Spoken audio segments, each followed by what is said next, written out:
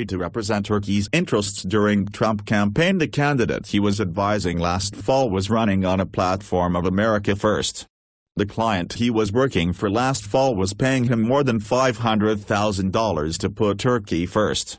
Michael T. Flynn, who went from the campaign trail to the White House as President Trump's first national security advisor, filed papers this week acknowledging that he worked as a foreign agent last year representing the interests of the Turkish government in a dispute with the United States. His surprising admission, coming more than 4 months after the election, raised further questions about the rise and fall of a presidential confidant who was forced to resign after 24 days in office for withholding the full story of his communications with Russia's ambassador. Even now, out of government and out of favor, Mr. Flynn and his contact with foreign figures presented a new headache for a White House eager to move on. Mr. Flynn, a retired Army lieutenant general, registered as a lobbyist last year but did not file papers with the Justice Department registering as a foreign agent, providing a fuller understanding of his role, until Tuesday. While he did not work directly for the Turkish government, the firm that hired him, Intervo, is owned by a Turkish-American businessman with links to leaders in Ankara and asked him to work on an issue important to the government.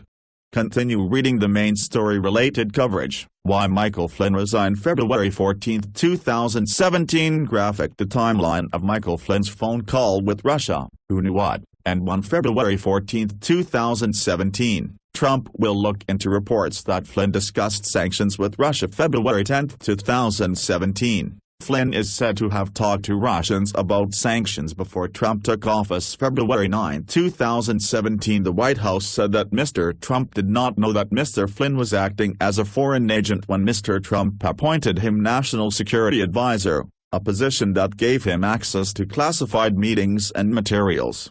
But a person briefed on the matter, who insisted on anonymity to describe private conversations, said Mr. Flynn's lawyer contacted a lawyer for Mr. Trump's transition team before the inauguration to ask whether Mr. Flynn should register given his work for Intervo.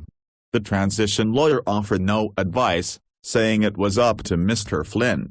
After the inauguration, the person said, Mr. Flynn and his lawyer each raised it again with a White House lawyer, only to be told once more it was up to him.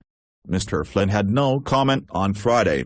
His lawyer wrote the Justice Department that Mr. Flynn decided to register retroactively to eliminate any potential doubt. The White House said its lawyer considered it a private decision and saw no reason to intervene. It's not a question of raising a red flag, said Sean Spicer, the White House press secretary. It's a question of whether or not they gave him the advice that they are supposed to, which is it is not up to them to make decisions as to what you need to do or not do. Vice President Mike Pence, who was upset that Mr. Flynn had misled him about the conversation with the Russian ambassador that got him dismissed, seemed less forgiving.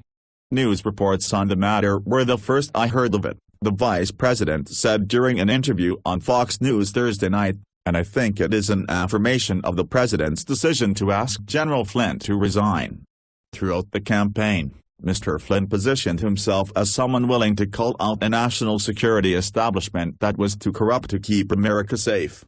When former colleagues criticized him for becoming overtly partisan, he shot back by castigating them for using their titles to enrich themselves by joining corporate boards. In an interview in October, Mr. Flynn insisted that he had eschewed financial rewards to follow his political convictions and join the Trump campaign. "I would love to be making some money," he said. "I wish I could stop what I'm doing." On behalf of his firm, the Flynn Intel Group, Mr. Flynn signed a contract on August 9 with Intervo, a Dutch firm owned by Ekem Alptken, the chairman of the Turkish-American Business Council.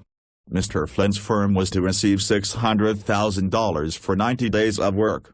His initial registration as a lobbyist last year indicated he would receive less than $5,000 for lobbying, although that presumably indicates that he did not define most of the services he would provide Mr. Alptken as lobbying under the law.